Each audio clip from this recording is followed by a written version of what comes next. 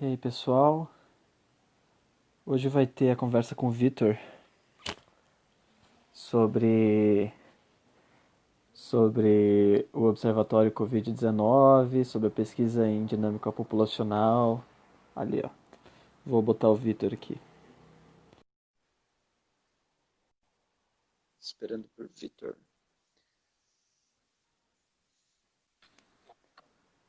E aí, Vitor? E aí, Vini, beleza? Beleza? Olha, deu certo de primeira. Bom sinal. Yes. Tá ficando bom nisso, então. Cê tá me ouvindo, Vitor? Tô te ouvindo, você tá me ouvindo? Eu tô te ouvindo, sim. O Giovanni falou que não tá me ouvindo, não sei se... Acho que o Giovanni tem que botar se- mais alto esse áudio.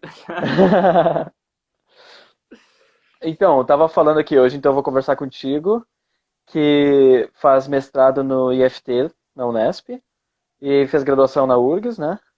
Isso. E estuda dinâmica populacional, biologia matemática, Ecologia né? teórica. Ecologia teórica, e faz parte do Observatório Covid-19, né?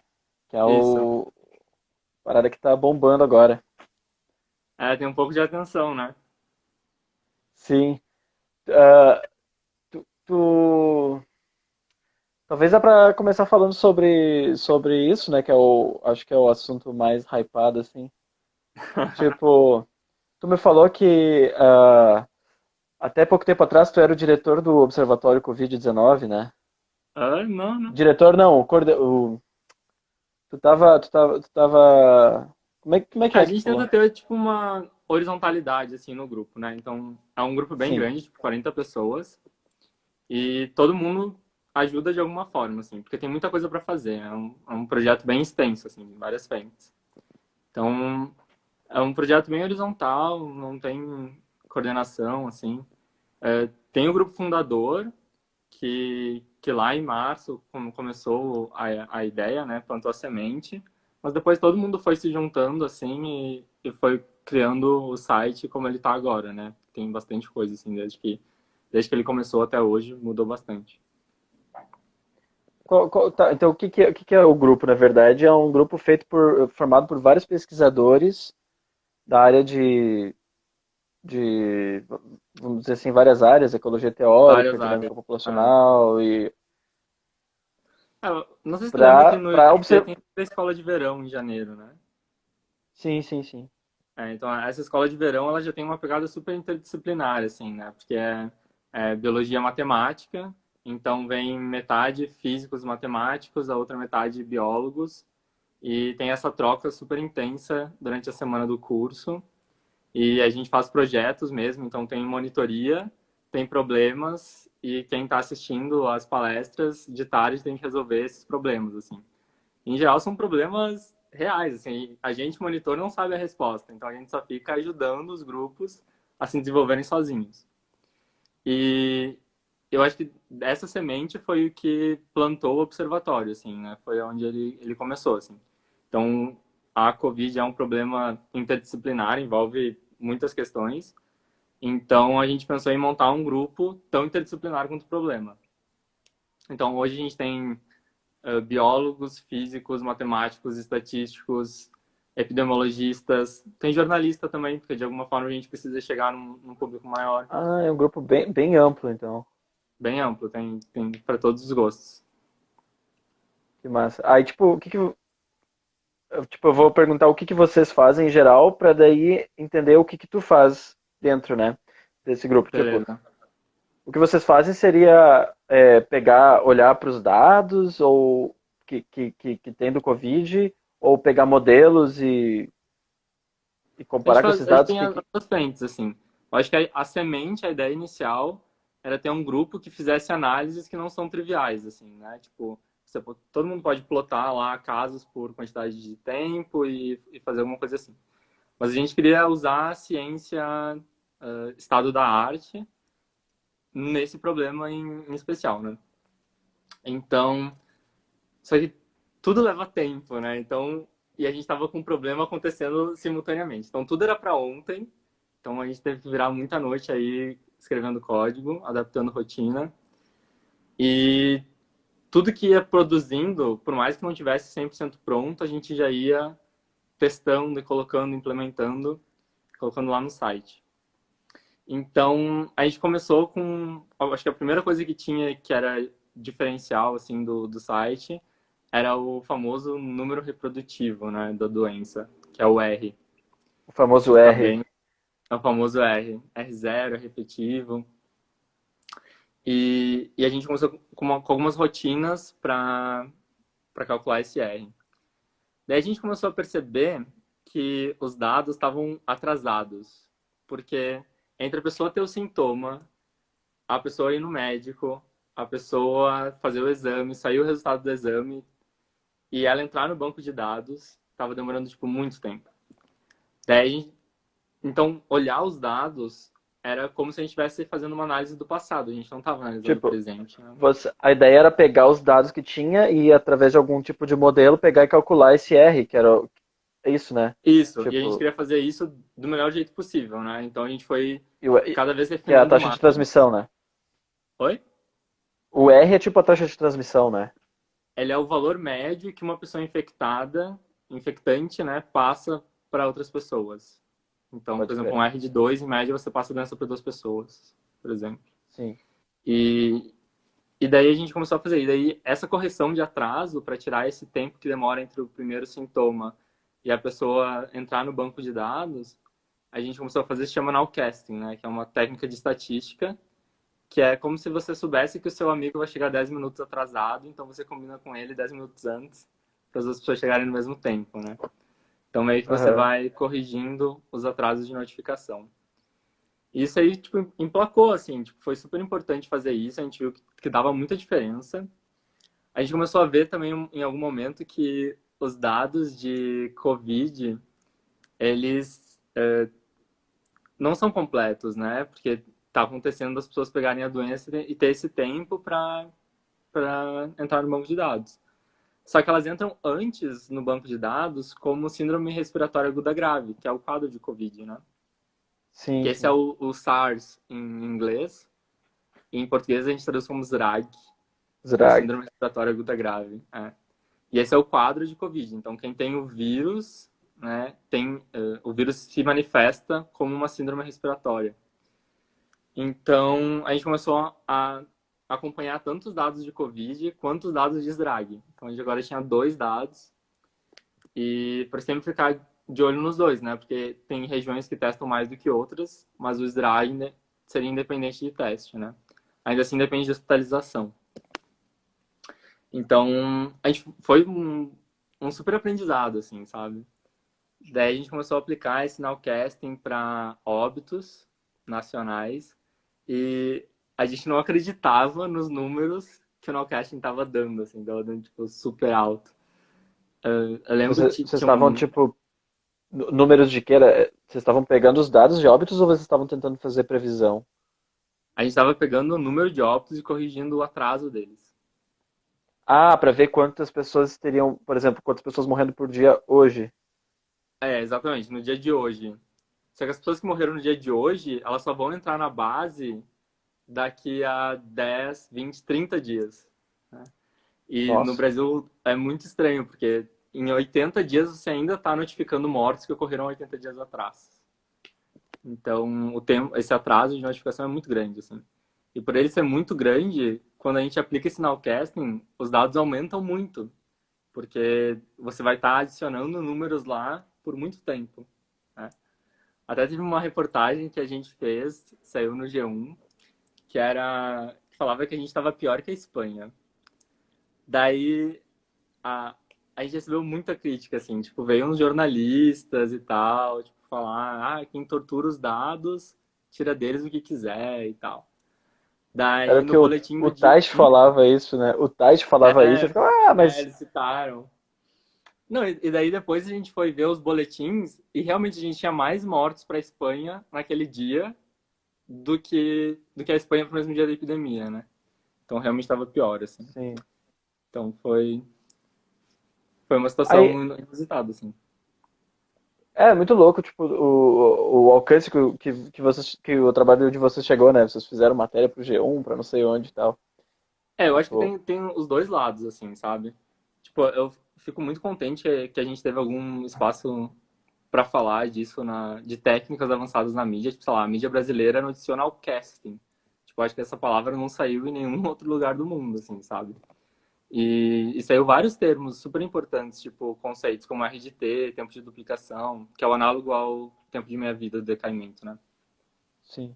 Então tudo isso saiu na mídia, teve espaço, acho que foi bem legal. E ao mesmo tempo fico um pouco frustrado que a gente não conseguiu impactar as autoridades no mesmo nível, né?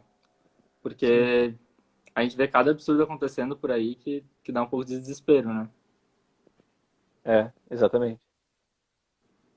Bom, aí vocês pegavam, por exemplo, você estava me falando desse exemplo que vocês tentavam, vocês pegavam os dados e tentavam calculavam o R, certo? E que é a taxa de transmissão, mais ou menos, como é que é o índice, que É é mais número ou menos o reprodutivo. número reprodutivo. E aí vocês fizeram todo aquele esquema de perceber que vocês tinham que contar tipo, contar que os dados eles estavam atrasados, fizeram todo o esquema e tal. E aí os resultados disso, eu lembro que vocês têm um site, né? Vocês, Isso, a gente tem o covid19br.github.io. Então é um projeto no GitHub. Então todos os códigos, as rotinas que a gente usa, é tudo open source, está tudo lá disponível para quem quiser brincar também com os dados. E a gente montou esse GitHub desde o começo, é sempre ele, assim. Mas a gente teve, depois entrou um web designer no, no projeto também, no grupo, que é o Rafael Badain, e daí ele refez a cara do site. Hoje o site tá tipo, super bonito, assim. pode crer, eu, Realmente eu, convido eu não todo mundo entrei para mais usar. aí. Não, Ó, não é atual, tá um primor. A Mara perguntou, as pessoas que participam do observatório são de todo o Brasil ou só São Paulo? Quem é que são, quem é que Tem compõe gente o... até de fora do país, assim. Todos são brasileiros. Não, mentira, tem uma colombiana. E daí todos os outros são brasileiros. Daí tem brasileiros que estudam em outros países. Então tem gente da Alemanha, Holanda, da Suíça. Mas daí aqui no Brasil, é principalmente de São Paulo, né? O IFT, tem todo o grupo do Crank envolvido, da UFABC e da USP. Eu acho que esses são os principais, mas deve ter pessoas também de outras universidades do país, assim. E a gente, Hum, uma das frustrações também foi que a gente manteve bastante tempo estudando São Paulo em si, né? sim. Porque São Paulo, a gente começou com uma parceria com a Prefeitura de São Paulo, que ela nos fornecia dados. Então a gente tinha os dados de São Paulo, o microdado de São Paulo, Ah, né? da E cidade, do município. do município. E daí a gente conseguia fazer tipo, tudo com aquilo, porque o microdado é o mais fino de informação, né? Ele era anonimizado, não tinha o nome do paciente, mas eu tinha todo o resto do prontuário, assim, né? Dele. E então a gente, por muito tempo, se focou em São Paulo, porque realmente era onde tinha dado, assim, né? Daí depois a gente Uhum. começou a expandir, a gente começou a mostrar esse produto de análise, né? Que é um relatório, no final das contas, para outras cidades, a gente conseguiu algumas outras parcerias. E agora a gente está usando muito a CIVEP Nacional, que é uma tabela que sai, ela é anonimizada e sai todas as informações sobre os pacientes que tiveram essa síndrome respiratória aguda grave, né? Sai todos os hospitalizados. Então a gente por enquanto só está trabalhando com caso grave. A gente não trabalha, né? Se for ver aquele 1 milhão de casos, né? Ele inclui casos graves, mas também inclui casos leves, né? A gente trabalha só com Uhum. casos graves hospitalizados, porque esse é quem a gente tem no microdado, né? Caso Ah, leve, a pessoa entendi. vai lá, faz o teste, coloca lá na tabela, fulaninho de tal teve, e esquece, só tem essa É tipo, informação, né?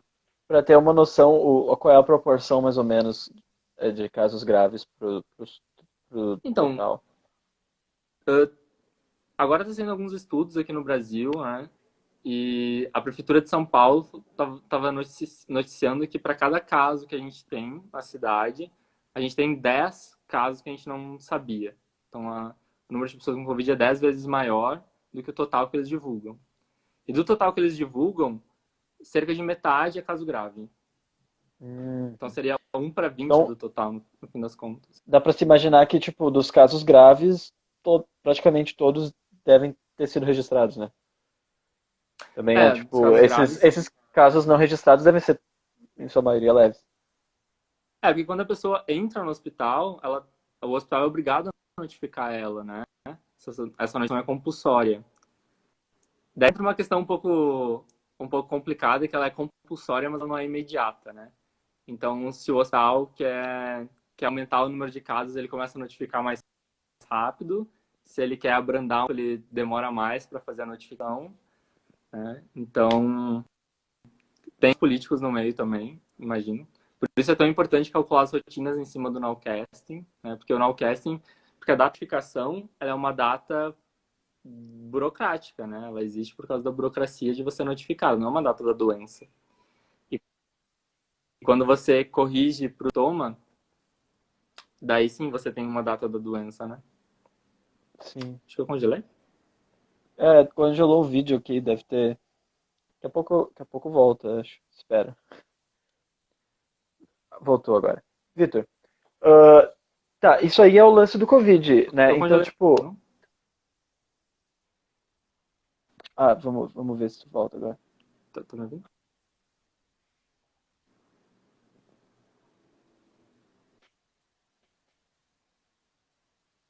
Bom, não sei se tá me ouvindo agora. Talvez, talvez agora esteja me Tá. ouvindo. Mas,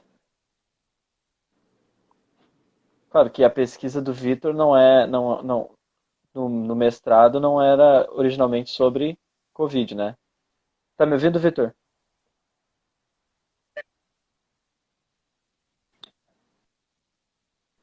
Não. Tô te ouvindo, tá cortando um pouco, mas tô te ouvindo. Mas não era originalmente sobre o Covid, não. Inclui o efeito de fragmentação de floresta em dinâmica populacional. Pois é, então, tipo, ok, quando começou o negócio do Covid, imagino que tu mudou completamente teu foco, né? E começou a trabalhar só em cima Total. disso. Foi uma super Mas isso é imersão, então assim, sabe? foi para aproveitar o momento, né? Eu acho que é um momento De que poder a estudar gente, isso. cientistas, podia. A gente estava tendo um respaldo da sociedade e a gente tinha um problema para enfrentar todo mundo junto, né? Então, tem Uhum. os profissionais da saúde que estavam batalhando lá na linha de frente. Como é que a gente ia ajudar, tendo técnicas estatísticas, tendo modelos, modelagem. A gente podia fazer a parte da logística, né? Ajudar nessa parte. Então, acho que se a gente pode contribuir assim, fico contente a gente contribuir e contribui, né? E a gente contribuiu com jornalistas também, ajudar nas pautas e tal. E, e a gente fez bastante coisa também em parceria com prefeituras e com estados, assim. Isso foi super legal. E aí, tipo, antes, então, antes de todo, de tu de se focar no lance do Covid, tu tem então essa pesquisa que era um estudo de dinâmica populacional, é isso? Isso. Dinâmica espacial de população, né? Que tu estudava os efeitos os efeitos espaciais em evolução de população, né? Não chega a ter evolução. Ah, O que a gente quer saber é como a fragmentação de florestas interfere no tamanho populacional. sim, pode crer. Então era um estudo que, tipo, no fundo, no final, tem um link com os estudos sobre Covid, né? Tipo, todo esse lance de. Quer dizer, não sei, na real. Porque Covid tem mais a ver com dinâmica, né? Dinâmica de. Não seria dinâmica É, é, populacional, mas. é um sistema dinâmico, né? Um sistema dinâmico. Aham. E a modelagem se faz mais ou menos da mesma forma. Assim.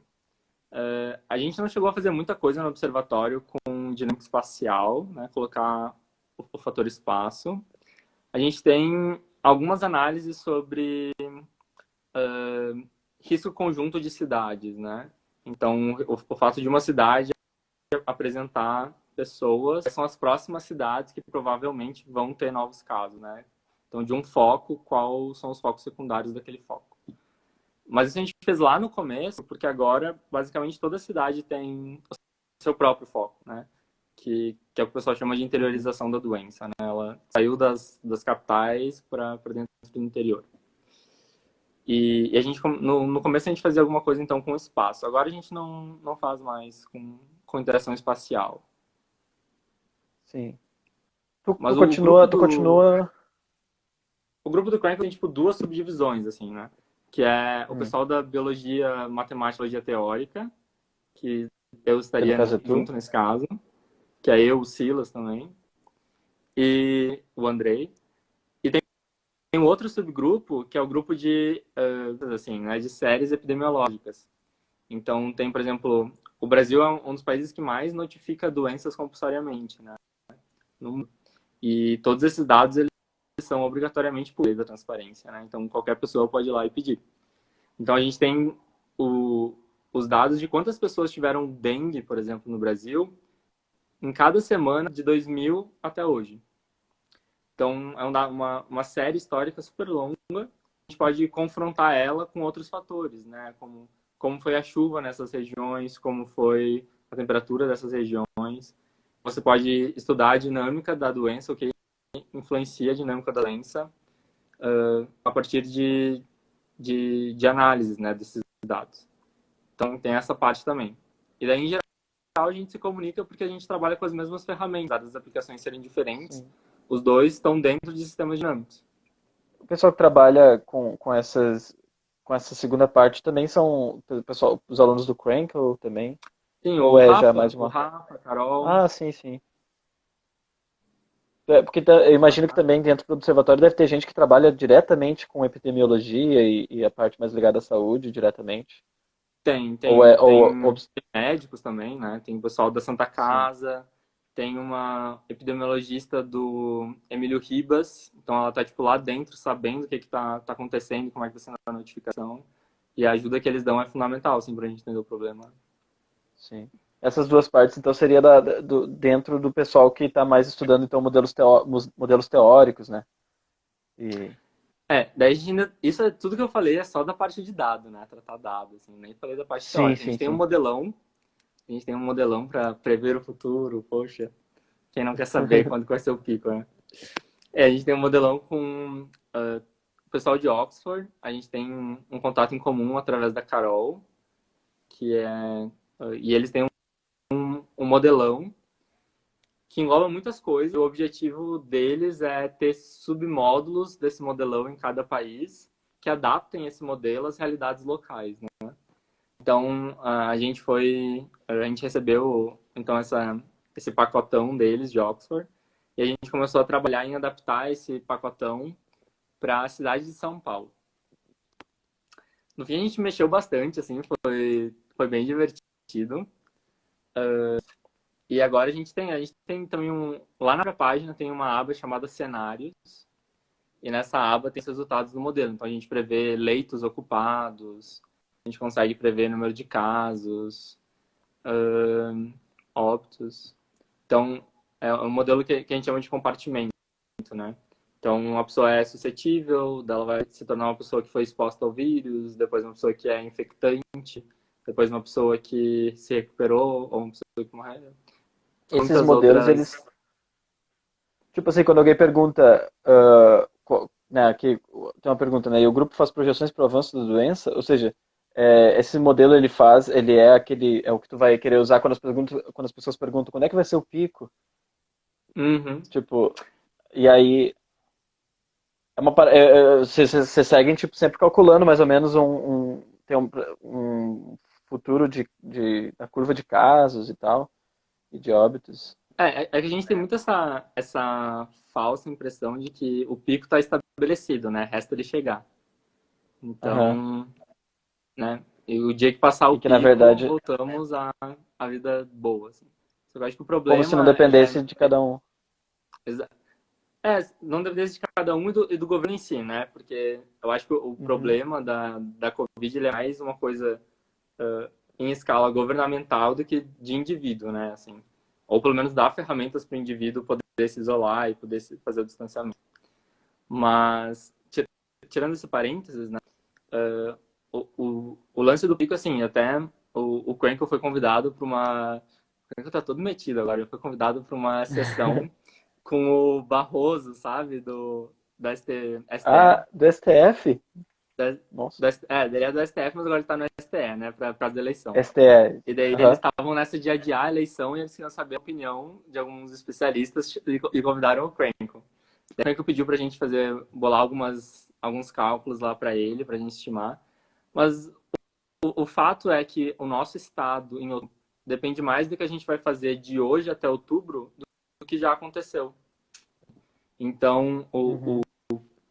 essa noção de pico que a gente tem, a gente devia ter uma noção de mola. A mola você tem que estar sempre comprimindo ela, né? Porque se você solta ela, ela pica.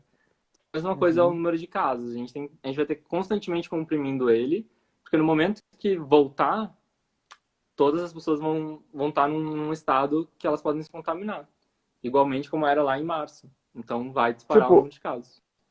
o lance é que tu deveria esperar. Tipo assim, você tem que ficar pressionando, pressionando, pressionando, quer dizer, fazendo isolamento, isolamento, isolamento, até que a doença começa a baixar o número de casos diários, por exemplo, até que fica muito baixo, vamos dizer. Seria tipo uma coisa assim, né? Mais ou menos.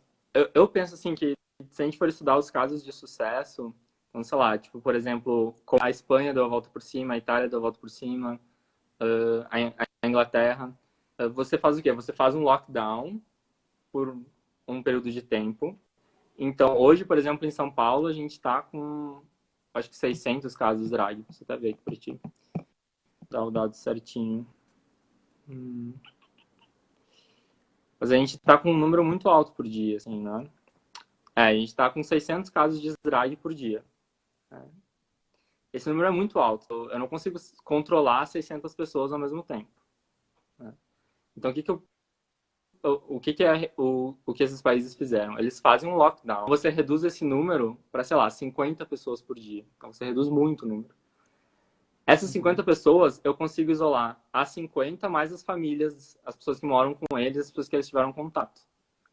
E daí, no momento que eu isolei todas as pessoas que têm a doença, os suspeitos de terem contraído essa doença em criminal, nesse caso eu posso liberar todas as outras pessoas, porque a doença está contida aonde eu estou isolando. Né? Isso é chamado de Uhum. rastreamento de contato. Então, enquanto a gente não partir para um rastreamento de contato, a gente vai ter que fazer a quarentena. Então, acho que o governo brasileiro puxou muito, os governos brasileiros, né? Que são os governos de dentro, não federal, mas puxaram muito Uhum. essa coisa de que a quarentena é a solução. A quarentena não é a solução. É uma medida drástica para você reduzir o número de casos, para com poucos casos você procurar uma solução, né? Então acho Entendi. que essa mensagem ainda não colou. Não pela não colar, né? Porque a gente vai ficar indo até quando, sei lá. Pois é. Oh, eu vou puxar uma pergunta do Alexandre do Sauerwein. Ah, Ele fala, perguntou Saber. assim: a análise do impacto do distanciamento social não entra um pouco no fator espacial? Por exemplo, redução de fluxo de pessoas entre cidades e estados. A gente estava falando de influência espacial, né? Se isso entra na análise. Então, o distanciamento social, a gente estava fazendo para a cidade de São Paulo, né? Então a gente não estava considerando entre cidades.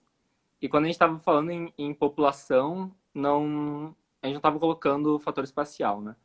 Mas claro que importa, a gente sabe que importa. Então, por exemplo, uma coisa muito estranha que aconteceu aqui em São Paulo é que passaram a cidade de São Paulo para a faixa branda, que é laranja, né? Que eles chamam de fase controle, apesar do o número de casos duplicar a cada semana é a fase controle, muito bem controlado. E enquanto que a região metropolitana de São Paulo estava na vermelha, o que não faz nenhum sentido, porque a maioria das pessoas dessas cidades do entorno trabalham em São Paulo, então elas iam continuar pegando metrô, iam continuar se deslocando e elas iam lotar o hospital dessas cidades que já estão na fase vermelha, né? Então, não sei qual é o embasamento dessa decisão, mas tem que levar em conta, Ah, sim, o fator espacial para estar. mas seria uma análise um pouco diferente, então, daquela questão de tipo, por exemplo, do que tu do que tu estuda antes do Covid-19, né? Que é a distribuição de população, distribuição espacial de população dependendo do Não sei explicar. É que tu Consegue falou mudar. que você tem florestas com, sei lá, com estruturas. Estrutura no espaço define população diferente, né? Isso. As Tipo, técnicas que eu usei da minha pesquisa é mais trabalhar com EDO, com um sistema de EDO, que porque em geral eu trabalho com EDP, porque na minha pesquisa tem espaço, né? No modelão não tem espaço, então a gente trabalha com EDO. E daí o no distanciamento Covid. sem espaço se torna um índice, né? Então você tem que aumentar ou reduzir aquele índice para a cidade de São Paulo. Uhum. Ah, então, talvez, vamos falar um pouco da tua pesquisa do mestrado mesmo, pré-Covid. Não sei se, Opa. tipo, Vamos ver se eu lembro. né, tem todo um lance que, tipo, agora, de certo, tá todo focadão, assim. Não, Mas mas essa então, só semana eu pra... voltei. Essa semana eu É? dei uma pausa de Covid e voltei na. Ah, foi isso que tu me falou, então, que tu tinha dado... Antes tu tava trabalhando diretão no Covid, agora tu deu Antes eu tava full Covid, daí eu recebi a BEP da FAPESP, né? Que é uma bolsa para você estudar, fazer parte do mestrado fora. E daí todo o drama que foi, porque eu tive que remarcar, porque ia ser em maio, agora vai ser em agosto. E daí acompanhando as notícias da Espanha, tipo, todo dia, tipo, por favor, sai do estado de alerta, sai do estado de alerta, sai do estado de alerta. E agora finalmente saiu e eu acho que vai rolar. Então eu tô, tipo, me aquecendo de novo na pesquisa do mestrado para não chegar lá frio, sabe? Porque nesses 3 Sim, meses que eu sim. fiquei full Covid, eu esqueci muita coisa também do que estava acontecendo e tal. Uhum. Então, eu comecei a trabalhar de novo. Eu até separei algumas figurinhas para mostrar para vocês. Ah, Deixa eu sim, mostrar. sim. Eu acho Isso sempre então mais. é do teu estudo então, dependência espacial de população e tal, né?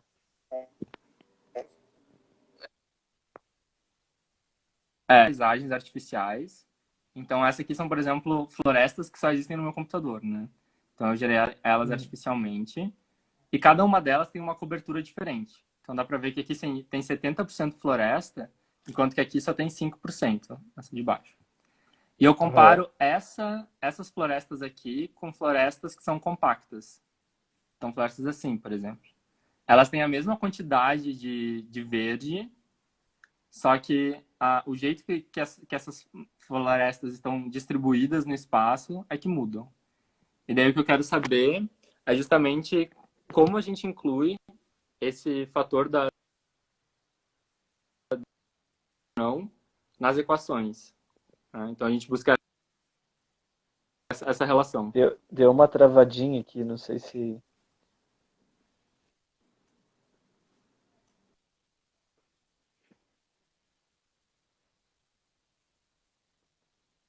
Acho que deu uma travada, Vitor. Tá me ouvindo? Você você tava falando, né, que. Tá, mas agora voltou. Agora eu tô te Tá, ouvindo. beleza. Tá ouvindo? Tipo, então você tem essa floresta que ela é mais, tipo, fractal, assim, e você tem a floresta compacta, e aí Isso? você aí começou a falar de uma coisa de você tava calculando. Isso, daí eu calculo qual é o tamanho da população de animais que cabe dentro de cada uma. E daí eu comparo a fragmentada com a não fragmentada. Então, tipo, tu vai estar olhando para população a população ela pode habitar a parte não a parte sem floresta ou a parte com floresta. A parte A com parte com floresta, floresta, a gente chama de habitat. Então, habitat. nessa parte, a população habita, se reproduz, porque é uma parte boa para ela. A outra Aham. parte, que é que não é floresta, a gente chama de matriz. E na matriz, ela é danosa para a população. Então, ali o animal pode se mover, mas ele morre se ele ficar muito tempo ali. Então, ele Entendi. não se reproduz na matriz, ele só se reproduz no verde. Sim, sim. Ah, então na real, por exemplo, se tu tem uma floresta daquele primeiro tipo ali, que é toda fractalzinha, assim, significa que você pode ter um pouquinho de floresta aqui, um pouquinho de floresta aqui, mas tu pode ter animais, pode ter população se desenvolvendo aqui e se desenvolvendo aqui, e eventualmente elas podem saltar de uma para outra. Pode ter comunicação. Esse movimento a gente chama de movimento entre manchas, né? Então, interpatch. Então, você pode ter um animal indo de uma mancha para outra. E você pode ter um movimento dentro da mancha, que é o intrapatch. dentro de uma mancha. E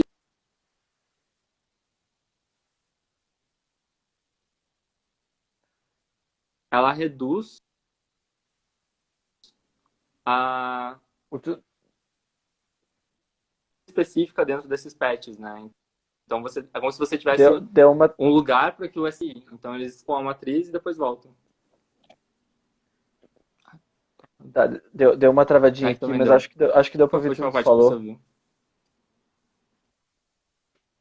Tá, tipo, tem o Tá. interpatch, tem o intrapatch, que é a dinâmica Intrapatch. É. dos Então, animais repetição de dois dentro movimentos. do. Tá?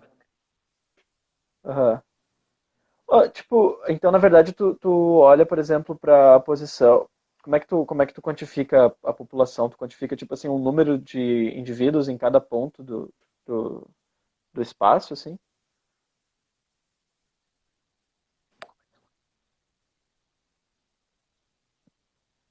Codificar a população é um desafio, porque o ponto seria, por exemplo, que nem tu falou, o número de tamanho total da população que cabe ali.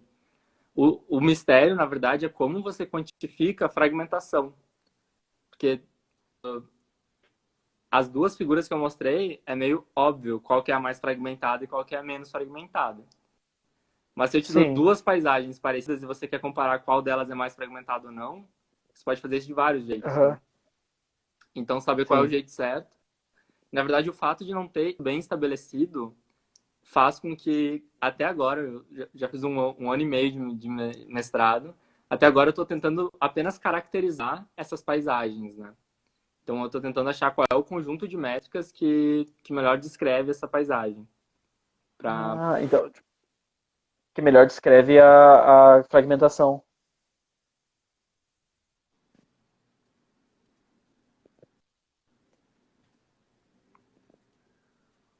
Deixa eu ver de novo.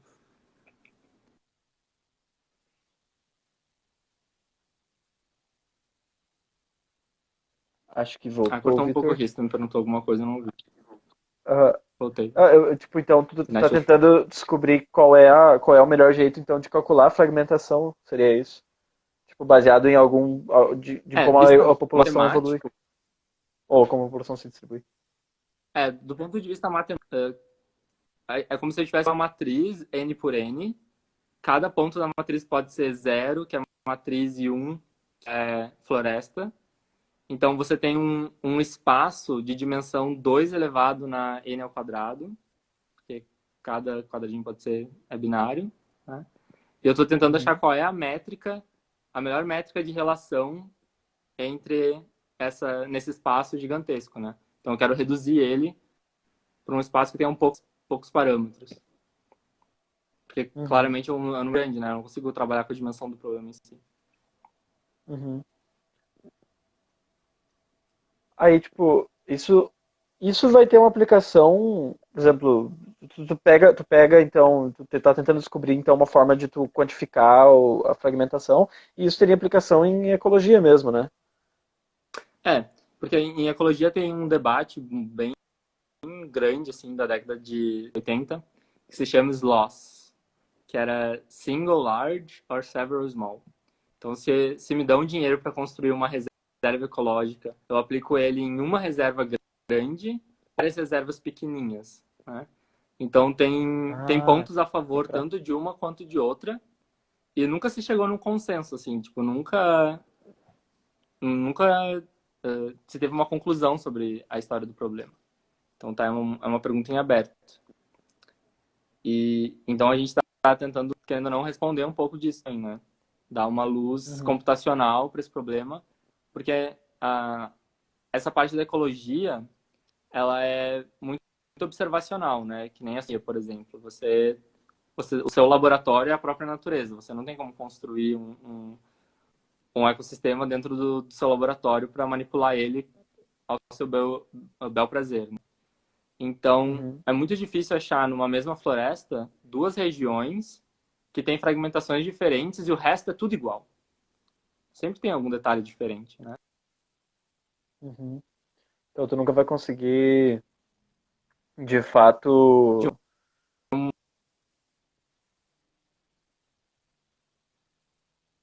uma maneira estatística.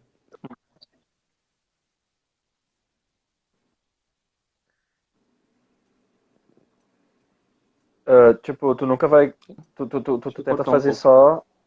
Eu não sei se eu só entendi de uma maneira estatística no meio da frase, não sei se quer Assim, é porque repetir. você tem, então, o efeito da fragmentação competindo com vários outros efeitos de simplesmente serem em lugares diferentes que você está observando. Sim, sim.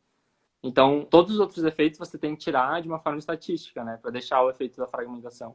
E isso tem vários jeitos de você fazer.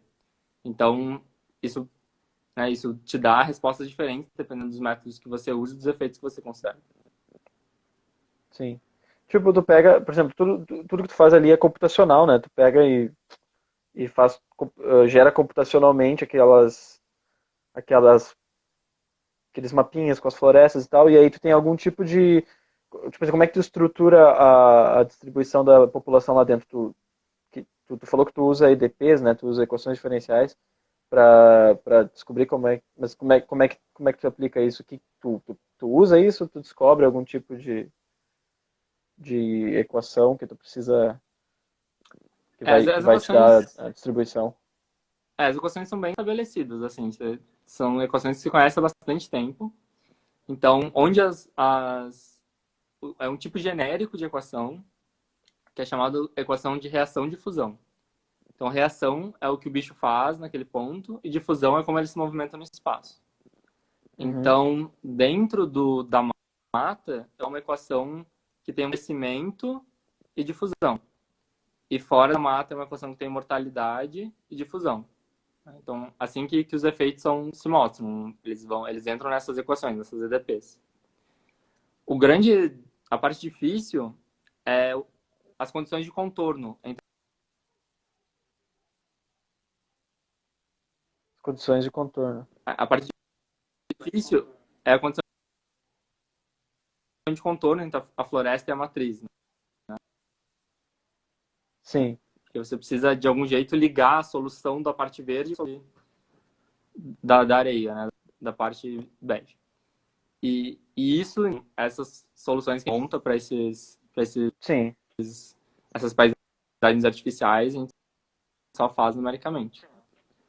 E elas são naturais. São fotos da Mata Atlântica, são bem estabelecidas. Assim. O problema é que a gente não sabe qual é o melhor método para os dados artificiais para poder aplicar ele nos dados naturais, né? Porque nos dados artificiais eu tenho um super controle do que está acontecendo. Então, eu vou nele, eu testo todas as estatísticas que eu posso usar, os métodos de inferência, daí eu vejo quais que fazem mais sentido, quais que são melhores, para aplicar nas naturais, né? Então, esse seria tipo um segundo passo. sim. Pô, isso tem, eu não sei se isso tem alguma relação, mas tipo, por exemplo, quando se fala no desmatamento de florestas, né, por exemplo, o desmatamento da Amazônia, que tu pode acontecer que tu começa a desconectar os trechos de floresta e isso pode ser prejudicial para população de animais que está dentro Uhum. de uma dessas ilhas de floresta, né? Tipo, tem aquele um raio mínimo que depois disso tu vai ter a extinção das espécies que habitam ali dentro e tal. Tipo, acho que Porque tem conexão a com. floresta amazônica, em especial, ele é um sistema ecológico muito autossuficiente, né? Então, por exemplo, a água da floresta amazônica vem da evaporação da floresta amazônica. Então, ela retroalimenta o tempo todo. Só que ela consome uma quantidade e ela tem que disponibilizar essa quantidade de recurso, por exemplo, de água. Se você começa a cortar a floresta, né, em algum momento você reduz muito mais rapidamente a quantidade de recursos que ela está gerando que a quantidade de recursos que ela mesma precisa. Nesse momento eles chamam de tipping point, né? Porque a floresta vai se autodestruir. Tipo, ela não vai conseguir se recuperar mais. Porque é como se você passasse uma esterese, né? Então você está diminuindo, diminuindo, diminuindo, e daqui a pouco, pá, você cai lá para baixo, porque você trocou a estabilidade do seu sistema, né? Então ele deixa de ser Uhum, estável aqui em cima e passa a ser instável lá embaixo no zero. Então por isso que é perigoso uhum, essa questão do tip point. E a sim. fragmentação causada por humano, né, para regiões pecuárias, ela tem um padrão muito claro, né? que é o que eles chamam de padrão espinha de peixe. Espinha de peixe porque você Uhum. abre uma rua, daí dessa rua você abre transversais a ela, daí das transversais você vai fazendo cada vez menores, assim, não fica tipo um fractal. Então esse é o estilo de Uhum. fragmentação que ocorre, por exemplo, nas regiões. Sim. Porque, por exemplo, tu tá trabalhando em quantificação de fragmentação, né? Seria mais ou menos isso, assim, em grande resumo, né? Por enquanto, tudo que eu fiz foi para tentar quantificar essas paisagens e agrupar elas em grupos corretos, assim, sabe? Porque se tu tiver, uma vez que, por exemplo, tu tenha uma forma, tu obtenha uma forma muito boa de medir fragmentação, tu pode olhar no caso, por exemplo, do desmatamento e ver quanto de fragmentação que está sendo causado. Como é que tu pode relacionar isso com a estabilidade da floresta, por exemplo, esse tipo de coisa, né? E saber como a fragmentação entra na equação da floresta. Porque isso a gente ainda não sabe, né? Como a gente põe ela lá. Sim, sim, sim. Como é que essa variável vai entrar ali, tipo, é legal isso. Putz, muito legal. Então eu acho super divertido. Tem isso, tudo que tu pesquisa agora, tem alguma conexão com o que tu pesquisava durante a graduação, assim? Tipo, foi um pulo. Então É... foi um pulo certeiro. Não, na verdade, mas, porque na graduação eu trabalhei com proteínas, então era num laboratório de física celular, física da biologia celular, assim. Então, Uhum, era mais questões de tecido, de proteínas, redes de proteína, era assim, então era outro universo. E o meu TCC, que foi aquele professor do IMPA, o Alexei Valibaev, foi em turbulência, né? Então, assim, o ah, que tem sim, de turbulência é que eu aprendi a trabalhar com equações não lineares. Então, sim. como resolver elas numericamente, né? A gente usava bastante. Mas fora isso, é, é Tu outro resolver papo. equações, tu resolver equações numericamente, tipo, mesmo que não seja na mesma área, mas resolver equações numericamente é o que tu faz agora também, né? Com Basicamente essa o coisa que eu de tenho distribuição feito. de população. Porque os algoritmos são os mesmos, né? Você muda a equação, mas o algoritmo mais ou menos se adapta a essas novas equações que você coloca, né? Aham. Então foi. Tua praia sempre foi computacional, sempre foi tipo, quer dizer, não só computacional, né? Também a parte de equações diferenciais e dinâmica, né? Dinâmica não linear. Eu entrei para física para prever o futuro, poxa, achei a coisa mais legal da física é essa habilidade que ela dá. Mas sempre fui computacional, assim. Desde que tive a primeira disciplina lá na URGS de métodos computacionais da física A, já sabia, tipo, nossa, pra Sim, mim, sim. assim, curtia muito, assim. É uma coisa megalomaníaca, né? Fazer, tipo, milhões de cálculos por segundo. É uma coisa, acho super legal. Aham. Tu se sente um pouco Deus, assim, tu escolhe a dinâmica que tu quer, tu vai lá e descobre tudo o que Tipo, acontece. você monta a sua floresta, você coloca os animais na sua floresta, tipo, andem, mexam. Você que manda. Sim, sim. Isso é bem da hora.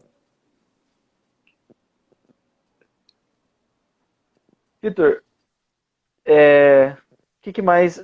Tem algum ponto que tu acha que tu queria falar, assim, sobre, tipo, tua pesquisa, num panorama bem geral, assim, tua, tua, tua visão como físico, como pesquisador, ou algo que tu acha que seria muito importante que tu falasse, assim, nesse contexto todo?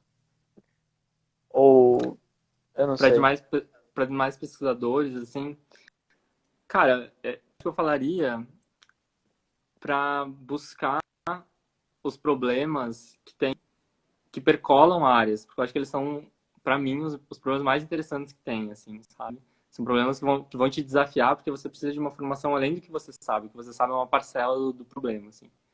Então, eu gosto muito Uhum, dessas coisas interdisciplinares. Eu tenho aprendido muito lendo e conversando especialmente com o pessoal da USP sobre biologia e ecologia e como esses problemas aparecem lá. Então, você acaba vendo o mesmo problema de dois ângulos diferentes, assim. E, uhum. e quando você enxerga que essa é a situação que você tá, você começa a ter tanta ideia legal para fazer, porque você pensa, tipo, uma hora você pensa de um lado, você pode incrementar uma ferramenta daquela outra área. Da outra hora você aborda desse jeito e você incrementa uma ferramenta que existe dessa outra área. Então você começa a construir conhecimento muito rápido, assim. E de uma forma muito legal, porque são problemas, pelo menos para mim, eu gosto muito dos problemas táteis, assim, sabe? Que você consegue explicar uma pessoa o que você está fazendo, assim. Isso é uma coisa que me satisfaz Sim, muito. sim. Então, você começa a entender um problema complexo em pedacinhos, né? Então, você vai encaixando esses pedacinhos, tentando achar alguma solução lá no meio. Eu acho isso muito legal, assim. Para mim, essa é a papel da pesquisa, essa interação entre meios, assim. E a interação também, tipo, também te puxa para olhar para problemas que tu não olharia, talvez, né? Tipo, se tu Nossa, estudando, por total. exemplo, só física, tu só vai pensar sempre nos mesmos problemas. Agora, de repente, tu pode até descobrir que coisas que tu sabe são úteis para coisas que tu nunca se perguntou. Que tu nunca pensou. E eu acho que o legal da matemática também é que ela une coisas que são realmente diferentes, né? Então, eu lembro que uma vez eu li que a equação que prevê que a onda quebra no mar é a mesma equação que prevê o engarrafamento no trânsito, né? Que é a equação de Burgers. Então, são dois fenômenos totalmente diferentes, mas que quando tu para e modelar eles, eles vão te dar a mesma equação, os mesmos classe de fenômenos, né? Então, Uhum. poder ter uma ferramenta, aplicar em várias coisas diferentes e unir elas de alguma forma, porque a essência delas é a mesma, eu acho isso, tipo, brilhante, assim, cara. Eu acho isso muito legal. Sim. E é para isso que a gente continua estudando física e estudando outras Yay! coisas e tentando resolver Computador problemas, harmônico, cada uma um com a sua classe ferramenta. inumerável de E é por fenômenos. isso, imagino que no meio o Gabriel falou, Vinícius também gosta de problemas bem concretos, fáceis de explicar para qualquer pessoa. O Gabriel foi uma das pessoas que perguntou quando é o fim dos tempos, se o fim dos tempos está chegando. Te falar, Gabriel, não tenho a resposta, não sei opinar. Quando é que é o Mas pico? parece, Quando é que é o parece, pico? parece. Se o fim dos tempos chegar depois do pico, tá tudo bem. Pois é, mas a gente tem que manter o distanciamento para o pico não vir. Essa é a mensagem que fica. Sim. Manter isolamento, usar máscara e E acessar o cobrar das observatório autoridades coisas Covid-19. melhores, né? Cobrar as autoridades. Porque a ação individual não vai segurar por muito tempo. Sim, sim. É aquela coisa, né? Como é que a gente faz a mudança, né? A gente tem que. Como é que a gente se conscientiza, né? A gente tem que correr atrás de informação e conversar, não sei, Hoje, correr né? atrás de informação hoje em dia é muito difícil, né? Porque cada um corre atrás da informação que quer. Então, Uhum, a rede social é de graça porque ela faz dinheiro com o seu tempo, né? E para conquistar o seu tempo, ela te alimenta com o que você quer ser alimentado. Então, a pessoa que quer, que tem uma ideia e vai ficar sempre alimentando ela não vai ganhar informação, né? Só vai ganhar uhum. desinformação.